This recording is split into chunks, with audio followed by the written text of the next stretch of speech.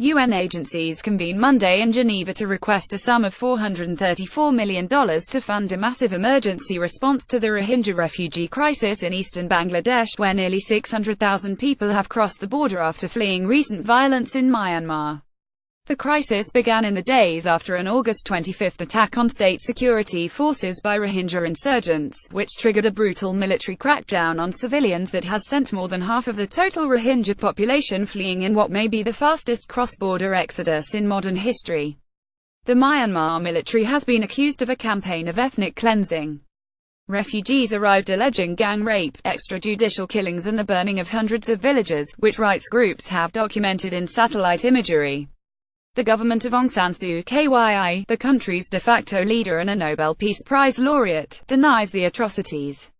But 8 weeks later, waves of desperate and dehydrated refugees continue pouring across the Bangladeshi border, seeking sanctuary in what is becoming the world's largest displacement camp. The government of Bangladesh, itself an impoverished country that does not recognize the Rohingya as refugees, has allowed them entry, but is struggling to cope with the world's most rapidly developing humanitarian crisis. Read more. Will the Rohingya exodus be Aung San Suu Kyi's fall from grace? The response needs are many in what aid workers describe as a textbook example of a complex crisis. An already enormous refugee population, some 400,000 Rohingya have lived in camps along the border since fleeing earlier violence in the 1970s, 1990s and in October 2016, more than doubled in the span of just a few weeks, as others continue to arrive each day.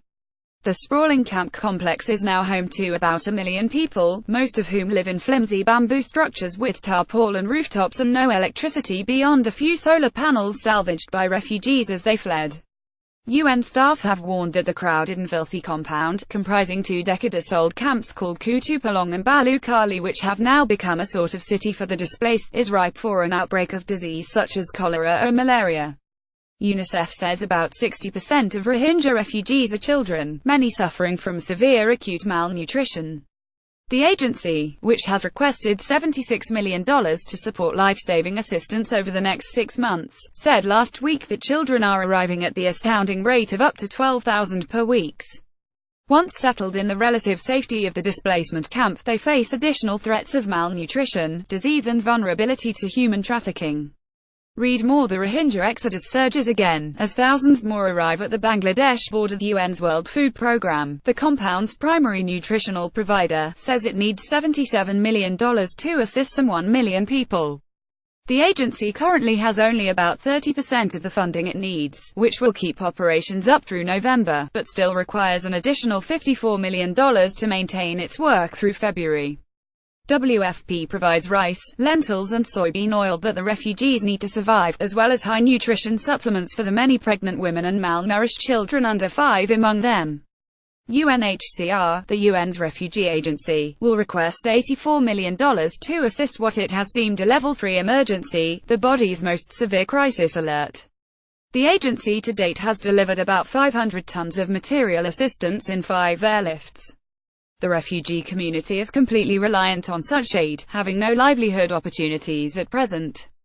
High-level delegates attending Monday's conference include members of a central emergency relief fund managed by the UN's Office for the Coordination of Humanitarian Affairs (OCHA). Members include the governments of Canada, Japan, the UK and the US. Rights groups worry that existing funds, allocated in 6-month intervals amid a decades-long crisis that has shown no sign of easing soon, are not enough to meet the extreme humanitarian needs. Amnesty International called Friday for new assistance from other Asian countries to help share the burden suddenly thrust on Bangladesh, itself a poor country and among the world's most densely populated.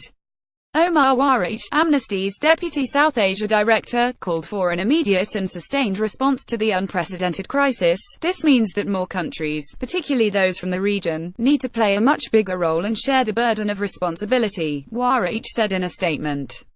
Bangladesh, a poor country which has shown extraordinary generosity, cannot be left to deal with this alone.